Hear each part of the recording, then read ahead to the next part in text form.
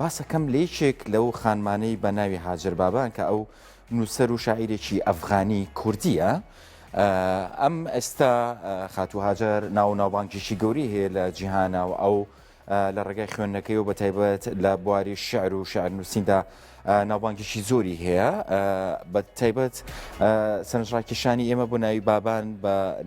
بە دوای ناوی خۆیەوە هاجر گفتوگوی لەگەڵاکەین پاش کەمێکی تر قسە باس لەگەڵاکەین کە ڕاستە خۆ لە ڕێگای سکایپە وەریەگرین. لە دوایین کتێبی ئەو شاعیرە بە ناونیشانی ئەوەی من دەربارەی چیاکانی زانم شعرێکە کە با بڵێن کتێبێکە باس لە چیاکانەکەوەی کە ئاماژەی پێدرێم چیانە زیاترەکەونە کوردستانەوە کە خۆشی هەتا ئێستا نەیبینیوە. بۆیە پێمان خۆش بوو کە زیاتر قسە باسی لەسەر بکەین بۆ ئەمەش یەکەم جارە لە میدیای کوردیە لە کورتسات و لە پرۆگرامی کورسات مەگەزین قسە باس لەگەڵ خاتوو هاجرەکەین. هاجر بابان نووسەر و شاعیرێکی ئەفغانی کوردیە لە پاکستان لەدایک بوو لە زانکۆی ویسکۆنسن دەرچووە لە ئێستاژە سەرقاڵی خوێندنی ماسەرە لە ئەدەبیاتی شعردا لە زانکۆی ڤێرجینیا. هاجر خاوەنی چەندین خەڵاتی بواری شعر و ئەدەبە لەوانەش خەڵاتی ڕایتەر ئۆف پرۆمسی چارلز ئێم هارجی ئارو جۆرج بی هێڵ پۆیتری و چەندان خەڵاتی تریش هەر لە سەرەتای تەمەن و لە 20 ساڵی و لە ڕێگەی شارەکانی و توانیوێتی ناوبانگێکی باش بەدەستبێنێت. لە ساڵی 2007 لە کاتێکدا هێشتا هەرزەکار بۆ شاعیرێکی گەنجی ویلایەتی دیترۆیت هەڵبژێراوە. شارەکانی گزارش لە بابەت گەلێکی وەک شوناس و نەتەوە ئاینەکەن. هاجر لە پاکستان لەدایک بوو و دایکی خەڵکی کابول و باوکشی کورد بوو ئێرانی بەجێ هێشتو. هاجر لە میشیگان گەورە بووە.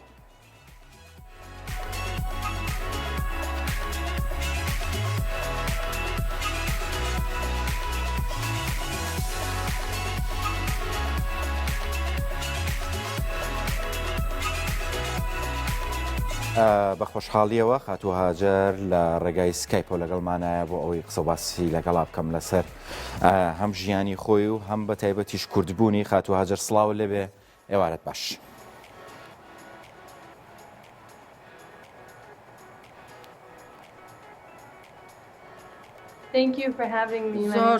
زۆر سپاس بۆ ئێوە کە ئێوەژمانتان بانگێش کردووە.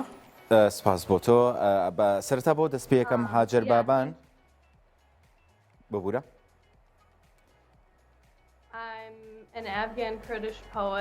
من یەکێکم لە شاعیرە کوردەکان و خۆم بەوە هەژمار دەکەم.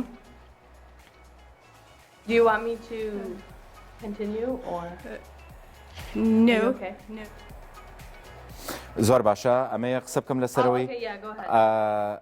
پرسیارەکەمەوەی خاتوو هاجر بابان دیارە ئەو میرنشینەیەکە شاری سلێمانیان دروست کردووە و کوردن و کوردبوونی خۆیان سەلماندووە. هەر بەڕاست ئەم بابانەت لەوە وەرگرتووە یان ئەمە ناوێکی ترە؟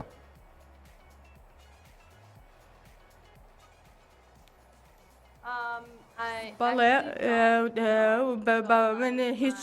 سەبارە بەو بابەتە نازانم، تەنها لەوەی لە ئیشەکەمەوە ئەو بابانەم وەرگرتووە کە ویستومە لەگەڵ شارەکانما بگونجێ و لەگەڵ کوردستانە بگونجێ بەپێی ئەو زانیاریانەی کە خۆم لەسەر مێژوو دەستم کەوتووە ویستومە ئەو نازناوە بەکار بهێنێ و هەوڵتەمەوێ لە ڕێگای ئەوانەوە بتوانم مێژوویەک بە زمانێکی تر بگەڕێنەوە و ئەو مێژووی کە لە دەست دراوە کورد من بە شێوەیەکی تر زیندوی بکەمەوە و باسی لێوەی بکەین. من زۆر تەکیدم لەوەی کە چەند ڕێگا هەیە کە دەتوانی مێژوو هەر بە زیندوی پێ بێڵەوە و هەژمارێکی زۆر لە کورد و کوردستانی هەندەیە کە دەتوانم بڵێم خوێندنی بەرزیان هەیە و توانیوانە ڕێگایەکی دوور ببڕن و هەوڵ دەدەن کە بتوانن لەگەڵ شارەزاییەکانە زیاتر تواناکانیان بدەن. باشە کە باس لە بابەتی کوردایەتیەکەیت و خۆت بە کوردێکە ناسێنی تەواو زانیاریت هەیە لەسەر کورد و شارەکانی کوردستان؟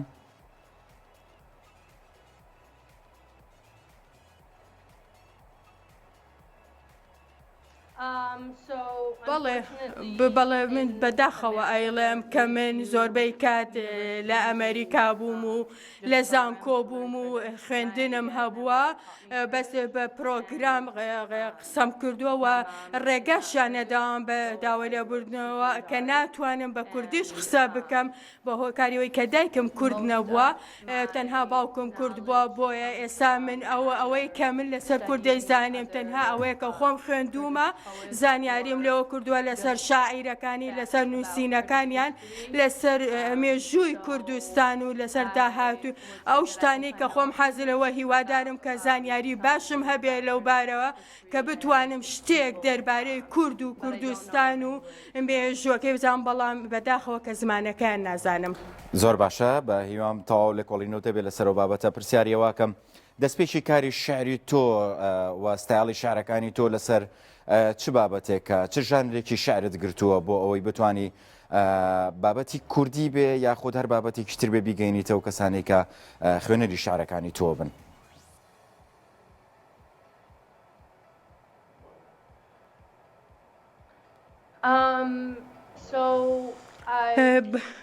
بەڵێ من زۆرتر دەمێ شتەکان مێژوویی بێن سەبارەتە شعرەکانم زۆرتر لە بەسەر مێژوو نەتەوایەتی و ئاینیەوە زۆرتر سەری کێژاوەوە من بەس ئەو مێژووی ئەو کەسانە دەکەم کە کوژراون کە کراونە تا قوربانی کە مێژوویەکیان دروست کردووە مێژووە ئەو کاتانی کە دەتوانم بە چەند لەحزەیەکی مێژووی دادەندرێن کە من دەمەوێت ئەوانە لە سەرتا بوونەتە بابی شێرێکە و بتوانم ئەو شتانەی کە لە بەسەر عێراق و کوردستاندا هاتووە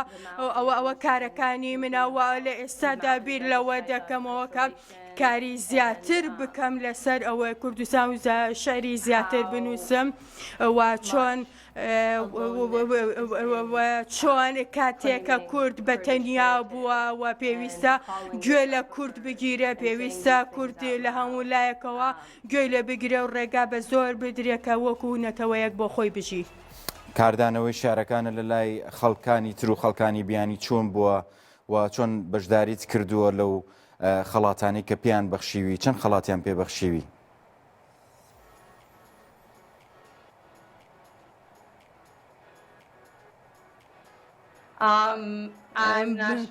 من زۆر تەکید نیم چەند خەڵاتم بەدەست هێناوە هەژمارم نەکردوون بەڵام من زۆر هێناوە خەڵکانێکی زۆریش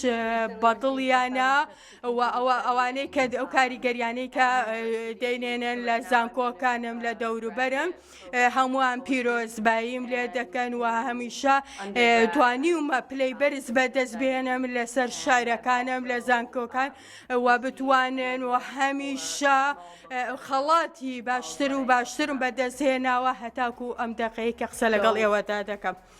بۆیە لە ئێستادا ئەبێ گوێ لە ئەوان بگری کە چۆن ئەو شارانی منیان بەدڵە. باشە یەکێک لەو کتێبانەی کە نووسیوتە ئەوەی من دەربارەی چیاکانی زانم وەکەوەی کە دەرەکەوێ بەشێکن لە کولتور و ناسنامەی کورد لەو کتێبەیە چۆن قسەت کردووە لەسەرم بابەتە لەم کتێبەیە؟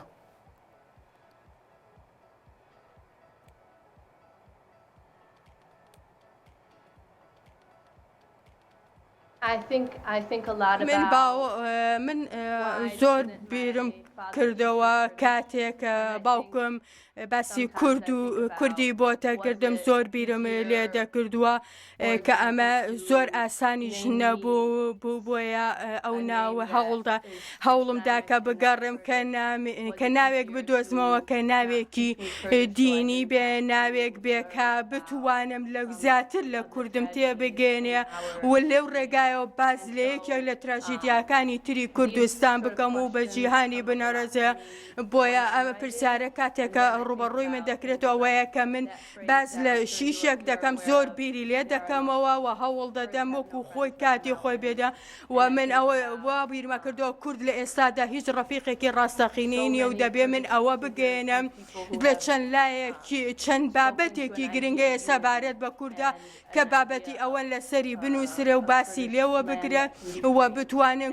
کوردستان لەو ڕێگایەوە ئازاد بێ کوردەکان ئازاد بن کە بتوانە بیر و ڕای خۆیان دەربێ و هیوادارم کوردستان خۆشیان یەکگرتوو بن بتوانن بە یەکەوە یەکدەست و یەکدەنگ بن. زۆر باشە لە ئێستاە خوێندنەکەت ئەچیتە ماستەر لە ئەدەبیاتی شاعردا تا چەند ئەتەوێ کاریش لەسەر شاعری کوردی بکەیت هەر تەنها شعرە بیانیەکان نەبن یاخۆتە و لێ کۆڵینەوانە نەبن کە خۆت بۆ شاعر هەتا تا چەند سوود لە تێکستی شعری کوردی وەرەگریت؟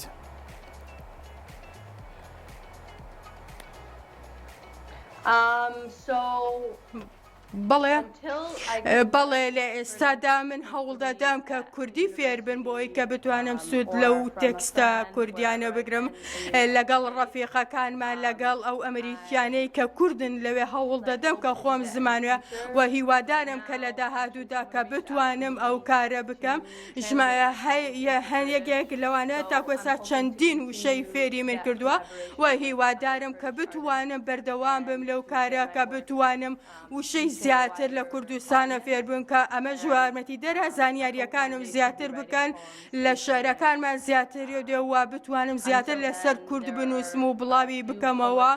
و چەندین ژمارەیەکی شاعری کوردی هەیە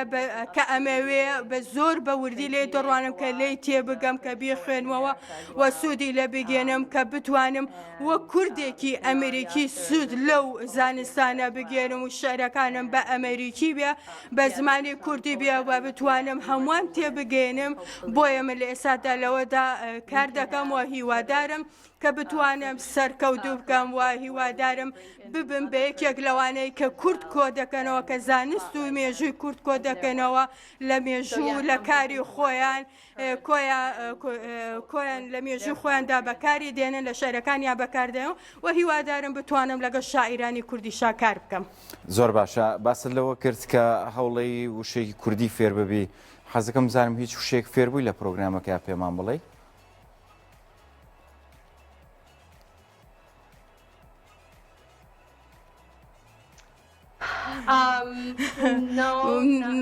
لە ئێستادا ناتوانم پێ بڵێم چونکە بە زۆر بە جوانی و شاکانم لەبەر نەکرۆ من تەنها لە ئێستادا بەس گوێی لێ دەگرم من لەگەڵ گەورەبوونمها گوێنم لە زمانێکی تر بووە هەوڵم داوەتە بە تەوامی گوێ لە باوکم بگرم بەڵام لە ئێستادا ببوورە ناتوانم هیچ وشەیە بڵێم. زۆر باشە پێم خۆشە پێم بڵێ لە داهاتووە بەنیازی چ کارێکی تری بیکەیت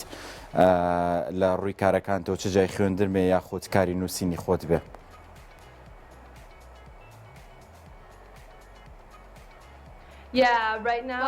لە ئێستادا من لە ئێستادا کار دەکەم لەسەر کۆکردنەوەی ژمارەیەک لە شاعرە وەلەکە بە ناوی مەحموود یاسین عارف کە ئەو شاعیرێکی بەناوبانگی کوردە و هەوڵ دەدەم کە بتوانم لێرەدا لە ئەمریکا بتوانی کارگەم کاتێ هاتە ئەمریکا و دوایی گەڕایەوە بۆ کوردستان کە بتوانم کاری لەگەڵ بکەم و بتوانم کار لەگەڵ هەندێک شاعیری تر و هەندێک کەسانی تری شارەزا بکەم لە هەرێمی کوردستان و لە ئەمریکاش بۆی کە بتوانم بۆیە لە ئێستادا من کار لەسەر ئەو کارە دەکەم. زۆر باشە وەکو دوا پرسیار بەنیازنی لە ئەندا بیتە کوردستان وە لێرە لە نزیکەوە هەم ناوچەکە ببینیت و هەمیش کۆنداکتێکی باش دروست بکەیت لەگەڵ ئەو شاعیر و نووسەرانی کووردە.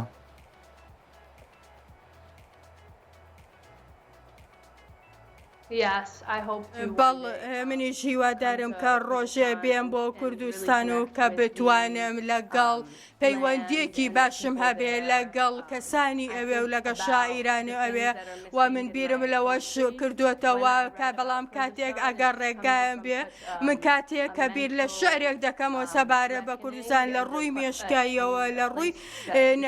نەفسی و دەرونیەوە هەوڵ دەدەم کە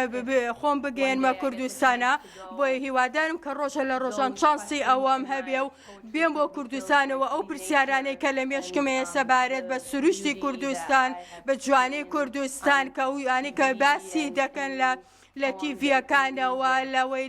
لە ڕێگای میوزیکەکانەوە لە ڕێگاکانی تو بێم لە کوردستان ببین بەڵێ بۆیە هیوادارم کە بتوانم بێم بۆ کوردستان. سپاس بۆ خات و هاجر بابان بە هیواین دیداری داهاتوومان لە سلێمانی لە کوردستان لەگەڵ تۆ سازی بکەین لەناو پرۆگرامەکەیەوە لێرە بە تەواوەتی قسە و باس بکەین لەسەر و پرۆژانێکە هەتا دووبارە سوپاس بۆ ئامادەبوونت. زۆر سپاس بۆ ئێوە زۆر سپاس.